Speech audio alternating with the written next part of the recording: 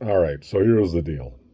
I'm going to break something down here that I imagine a lot of people watching this are not going to want to hear and they're not going to agree with, but I think it needs to be said. And this is the thing about the gaming community is there's not too many people in the gaming community who understand either, especially console gaming. In the PC gaming community, there's more people who understand hardware, but in the console community, there's not so many people who really understand hardware and what the capabilities of certain hardware are and how high the demand for that hardware is. So I want to talk about two things that a lot of people don't have the most understanding on. And that's hardware and economics. All right? So the first thing I want to point out is that to me, when I watched that Nintendo Switch 2 presentation, I was floored, man. I was completely floored because I couldn't believe that Nintendo really made a tablet. I didn't actually think it was going to be able to do 4K. I thought, like, nah, man, like a tablet like that, it's not going to be able to do 4K. Not unless they have something in the dock, which they do have a fan built into the dock. So that is something. And I just personally think it's nuts that they made a tablet that can do 4K 60 or 120 FPS, 1080p pretty seamlessly. Like, just lift it up out of the dock and there you go. That in itself is crazy. And a lot of people are not understanding that's mostly because of the mobile chip they have, which is this 2023 Nvidia Tegra chip. That chip is the reason why I can tell you this as a Steam Deck owner. When you see that footage of Cyberpunk and Street Fighter 6 or FF7 Remake running on the Nintendo Switch, it looks better than it does on the Steam Deck. The Nintendo Switch 2 is more powerful than the Steam Deck. Now I challenge you to go and look at what some of the cheapest versions of the Steam Deck that you can buy are. And they're relatively close in price point to the Nintendo Switch 2. Now, with Nintendo Switch 2, it's actually more similar to the Lenovo Go X, which has detachable controllers that can be used as mouse, or mice, I should say. It's more similar to that. That thing is very expensive. That thing is close to $1,000 in price tag, man. And that's what the mobile handheld PC gaming market is like. These things do not come that cheap. You know what I mean?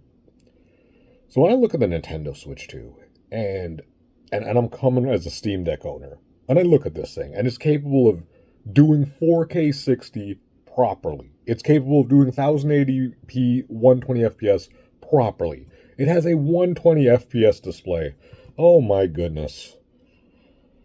There are so many of you Nintendo guys who have no idea what the hell 120 FPS even means. Enormous sways of you guys, major YouTubers, who have been Nintendo fans for years, and y'all don't even really know what 120 FPS looks or feels like.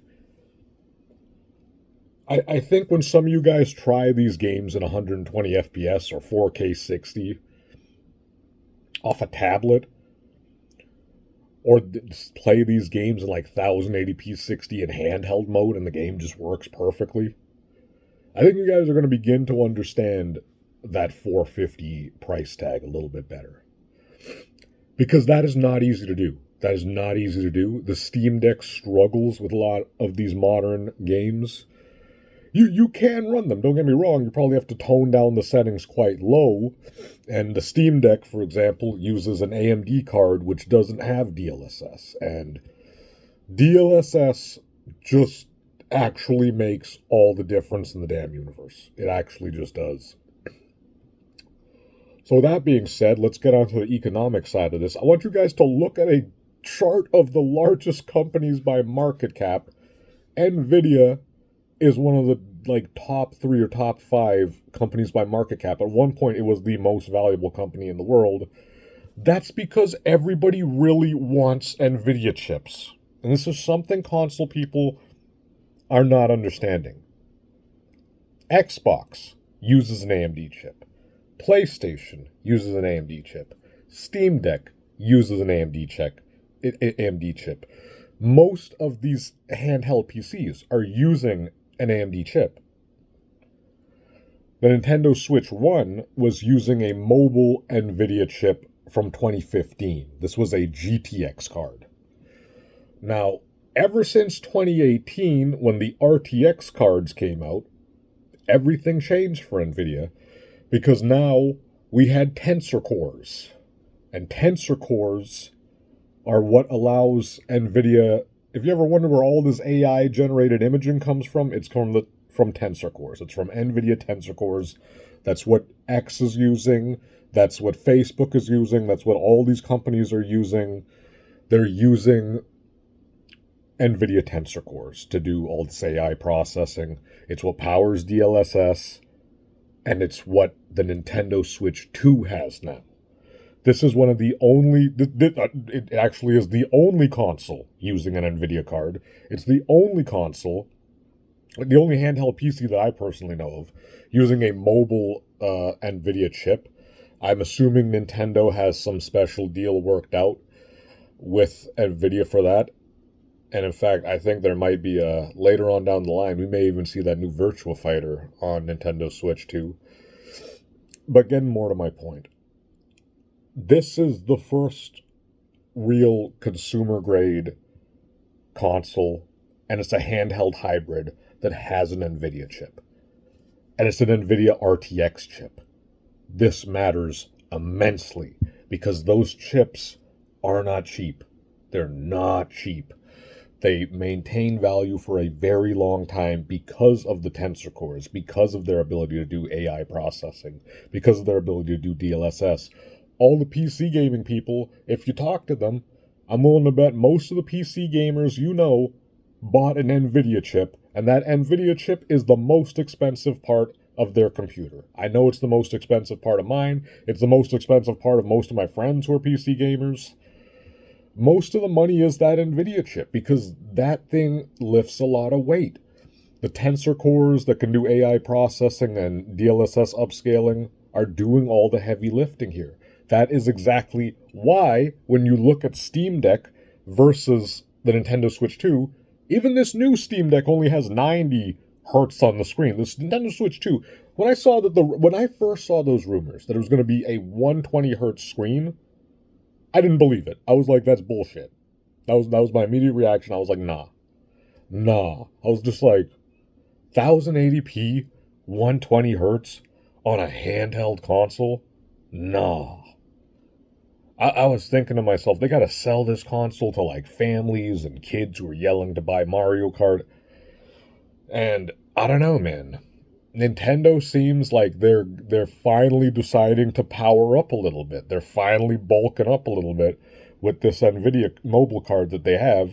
And it's allowing them to run all these modern games better than the Steam Deck, which again, as I said, was using an AMD chip. Steam Deck doesn't have DLSS because Steam Deck isn't using an Nvidia card. Those chips ain't cheap.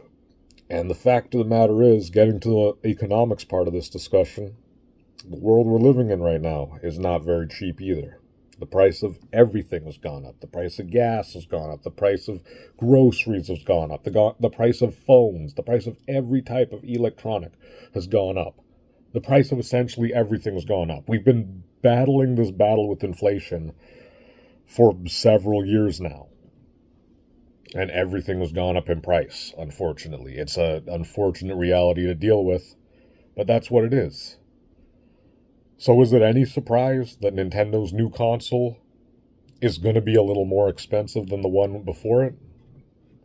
On top of that, it's because of that Nvidia chip.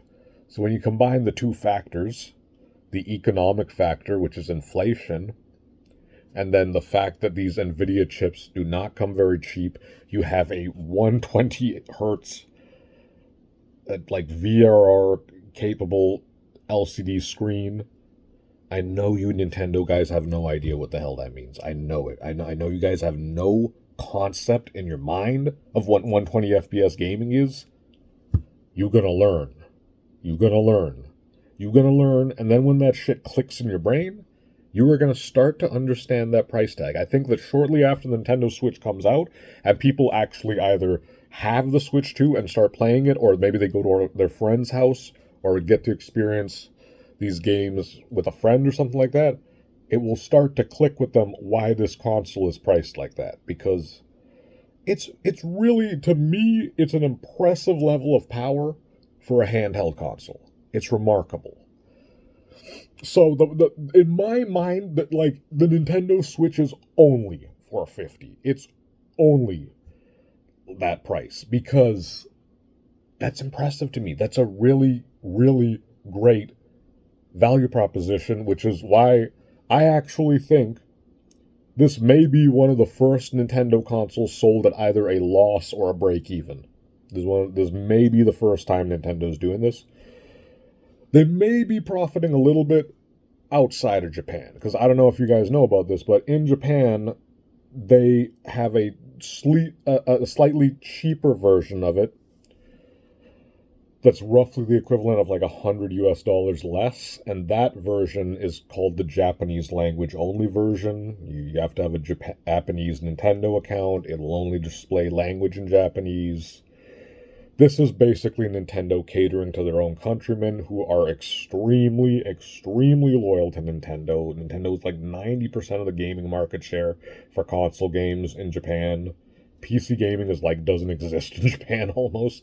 So the people of Japan are extremely loyal to Nintendo, and that's why they've decided to cater to their own people a little bit, cater to their own countrymen, and make it a little bit cheaper over on that side. On that side, I would imagine they're actually selling at a loss, and the reason they're comfortable with doing that is because they know that the people in Japan are going to buy a ton of Nintendo Switch 2 games. So it's either being sold at a break even or at the very slight profit in the US. It may be a break even because these parts are not cheap, man. These parts are not cheap. Not even mention the controllers that double as mice. I'm assuming they're Hall effect Joy-Cons now. All that tech, like the Nvidia broadcast tech they're using in the cameras for the Nintendo Switch 2. Again, I just can't get over like 120 FPS screen. That's also 1080p. All these things, the dock has a fan in it. Like, the more you think about it, the old dock, man, was basically a circuit board with some ports, and they built a dock around that. This thing has a functioning fan inside it.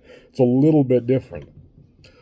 So, I think when you fully understand the hardware in the Nintendo Switch 2, and guys, if you're tired of hearing me talk about the hardware, go watch some of that Treehouse footage, man. Watch the 4K stream. These games look really goddamn good. Mario Kart and Donkey Kong Bonanza look really goddamn good. Tears of the Kingdom in 4K 60 looks really goddamn good. 120 FPS Metroid Prime. I wish they had some footage of that on YouTube. They don't. They have 4K 60 footage of Metroid Prime 4. And it looks friggin' great. It looks friggin' fantastic. Guys, for me, Metroid Prime 4 in 4K used to be like a pipe dream. I was like, Metroid Prime 4K, that'll never friggin' happen. It's happening, guys. It's actually happening. Sometime this year, we're gonna get it. And, I don't know, all things considered, when you consider the state of the economy right now, how bad inflation has gotten, the whole tariff situation, and then you just consider the hardware. 120 FPS 1080p screen. All the tech in the Joy-Cons, the mouse tech in the Joy-Cons. The Nvidia chip, which is the thing allowing all these games to look this good and run this quickly. And the Nvidia broadcast software for the chat thing. All this stuff combines to me that $450 is not a bad price at all for the Nintendo Switch 2. And if I knew it was, if you had just sat me down and told me all these capabilities of the console before revealing the price, and he'd asked me to guess the price, I would have guessed at least 500. I would have guessed 500 on the low end. The fact that it's 450, kind of surprising to me, which is why I say they're probably selling this at a loss in Japan or a break even or very slight profit in the West. So honestly and truly, guys, I know that I've seen all the people talk about drop the price and all that. My legitimate opinion, the Nintendo Switch, for what this product is being priced pretty cheap. Now, as for the $80 Mario Kart World, that I got a whole discussion on that. That I'm not going to defend. I believe that $80 price point is to steer you in one direction. Those Switch 2 editions costing $80, that's to steer you towards the Switch Online and expansion pack. The Mario Kart World priced at $80, that's to steer you towards the Switch 2 bundle. So, that's just my honest to God thoughts. You're free to agree, disagree, let me know what you think in the comments. Anyways, I'm interested to hear what you guys have to say. That's my thoughts on this. I'm Mike Muhammad. Thanks for watching. Like and subscribe for more gaming videos like this. I do some music syncing videos and stuff like that as well, if you guys are into that. That's kind of my hobby. Anyways, guys, I'm going to wrap this video up, and thank you for watching.